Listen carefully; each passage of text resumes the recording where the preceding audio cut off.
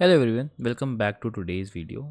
आज की वीडियो में एज आई प्रॉमिस्ड कि मैं आपको uh, कुछ ऐसे एक वीडियो बना दूंगा for the reason why did I take short from this level and how did I long this.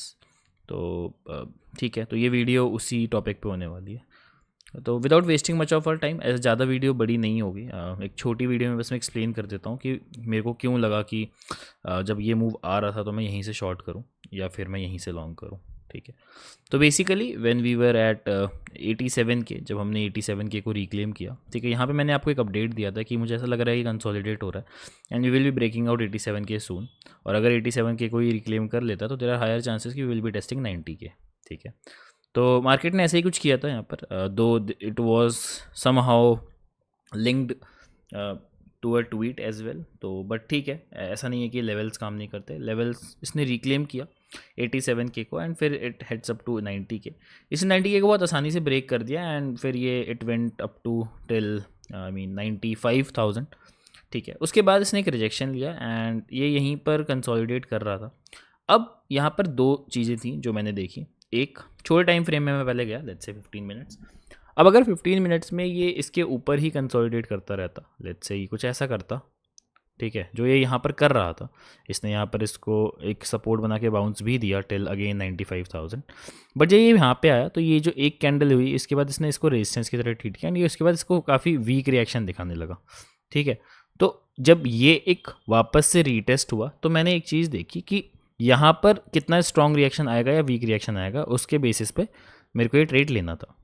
तो पहली बात तो ये फिब है और फेयर वैल्यू गैप है। अब फेयर वैल्यू गैप क्या होता है, अगर आपको ये जानना है तो मैं एक वीडियो बना दूंगा। I am not sure you guys are aware or not about fair value gap, but अगर नहीं हो तो I will be making one video in case do you want, तो मुझे कमेंट सेक्शन में आप बता सकते हो। ठीक है, अब छोटे टाइम फ्रेम में मैंने ये चीज़ देखी कि इसका सिर्फ एक रीटेस्ट है और जो कैंडल है वो इसके नीचे ही क्लोज हो रही है। ठीक है, तो ये फिब अब एक रेजिस्टेंस की तरह काम करने लगेगा, राइट।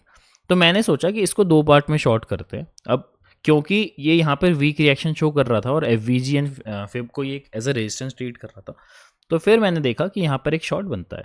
ठीक है, अब मैं इसको दो पार्ट में लेने वाला था। एक मेरा एंट्री जो था वो 93,500 था और दूसरी एंट्री मेरी 96 की होने वाली थी। जो एसएल था वो मैं 97 के ऊपर 4 आवर क्लोजिंग के ऊपर रखने वाला था। ठीक है, फिर हमने यहाँ पर एक शॉर्ट लिया एंड एक काफ़ी अच्छा रिएक्शन आया यहाँ से। एक ही कैंडल में मार्केट 90 के तक आ गया, जिसमें हमने नियरली अराउंड अगर मैं देखूँ तो 4-4.5% का मूव कैच किया। ठीक है, अब द थिंग वॉज कि मैं कहाँ पे लॉन्ग लूँ, ये एक बहुत बड़ा क्वेश्चन था। कैसा हो सकता था कि 90 के लेवल टिकता ही नहीं, बट दो ऐसा हुआ भी। यहाँ पे इसने सर्वाइव नहीं किया इस लेवल ने आफ्टर 3 कैंडल्स। बट मैंने एक लॉन्ग लिया था जिसका मैंने यहाँ पे प्रॉफिट भी बुक किया था 90,900। वो हमारा एक लाइव ट्रेड था as much as I remember. अब मैंने वो लाइव ट्रेड लिया कैसे, ये भी मैं आपको समझा देता हूँ। तो अगर मैं 15 मिनट्स टाइम फ्रेम में देखूँ इसको, तो अगर आप ये चीज़ देखोगे तो हुआ क्या, लेट्स से जब मार्केट यहाँ पर आया 90 के पे, तो मैंने एक चीज़ नोटिस करी कि क्या ये जो कैंडल है ये स्ट्रॉन्ग है, क्या ये जो रिक्लेम हो रहा है ये कितना स्ट्रॉन्ग है, कितना स्ट्रॉन्ग नहीं है। कैंडल ने नीचे पहले क्लोजिंग दी 15 मिनट टाइम फ्रेम में, यहाँ पे एसएल खाए एंड उसके बाद एक बहुत बड़ी green candle the which was of 1.2% और इसको फिर रिक्लेम कर लिया। अगर मैं 5 मिनट के चार्ट में भी इसको देखूँ तो आपको टी एकदम फॉलो होता हुआ दिखेगा। ठीक है, जैसे कि अगर मैं यहाँ पे देखूँ तो आपको साफ साफ दिख रहा होगा कि यहाँ पर इसने रिक्लेम किया, इसने अच्छे से रीटेस्ट भी दिया, एक रेड कैंडल वापस बनाई और फिर से एक ग्रीन कैंडल बनानी शुरू कर दी। ठीक है, मैंने ये लॉन्ग 5 और 15 मिनट टाइम फ्रेम पे लिया था on the basis of liquidity grab. As we all know, मैंने आपको लिक्विडिटी ग्रैप सिखाया हुआ है कि एक मान लो सपोर्ट बैंड है, अगर इसके नीचे क्लोज हो गया, रिक्लेम किया, रीटेस्ट किया, तो यहाँ पे एक लॉन्ग बनता है। मेरे मैक्सिमम लॉन्ग्स जो होते हैं वो लिक्विडिटी उस पर ही होते हैं। जब लिक्विडिटी हंट हो जाता है, जब एसएल हंट हो जाता है, उसके बाद अगर वो रिक्लेम कर लेता है तो उसके बाद मैं एक ट्रेड ज़्यादातर देख रहा होता हूँ मार्केट में। ठीक है, तो यहाँ पर ऐसा ही कुछ हुआ। 5 मिनट टाइम फ्रेम में इसने रीटेस्ट लिया एंड इट वेंट अप। हमने यहाँ से अपना एक लॉन्ग लिया था 90,000 के आसपास से and we caught a move till you would say 1.5%। हमने 90,900 पे अपना आधा प्रॉफिट बुक कर लिया था एंड बाकी मैंने अपना लॉन्ग खुला छोड़ दिया था to D C at this level 87 K. ठीक है, वो बात की बात है कि कैसे इसने ये लेवल भी लूज़ कर दिया आसानी से, वो एक अलग एक्सप्लेनेशन है। But as we all know कि मेरे को ये चीज़ एक्सप्लेन करनी थी कि कैसे हम मतलब at at the same time हम दोनों लॉन्ग और शॉर्ट के एरियाज़ को एकदम परफेक्टली जज कर सकते हैं। तो कैसे मैंने जज किया, बस मैं आपको एक बार समराइज़ कर देता हूँ कि मैंने छोटे टाइम फ्रेम से शुरू किया 15 मिनट 5 मिनट, और मैंने देखा कि ये कितना स्ट्रांगली होल्ड कर रहा है।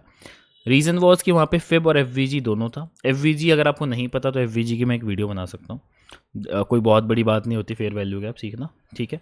उसके बाद मैंने यहाँ पे अपने लेवल्स को देखा एंड वहाँ पे देखा कि ये रिक्लेम कर रहा है कि नहीं। तो यहाँ पर 2-3 चीज़ें आपको सीखने को मिली, support resistance, F fib and basically आपका लिक्विडिटी ग्रैब, ठीक है।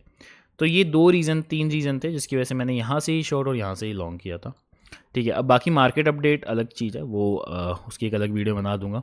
बहुत लोग फॉरेक्स की अपडेट मांग रहे थे, तो फॉरेक्स की आज एक वीडियो अपलोड हो जाएगी विच इज़ वेरी बेसिक, क्या होता है फॉरेक्स, कहाँ से आप ट्रेड कर सकते हो वगैरह वगैरह, ठीक है। तो that is it for today's video guys. बस ये एक्सप्लेनेशन था कि why did I short from this area and long from this area. चलो, थैंक यू।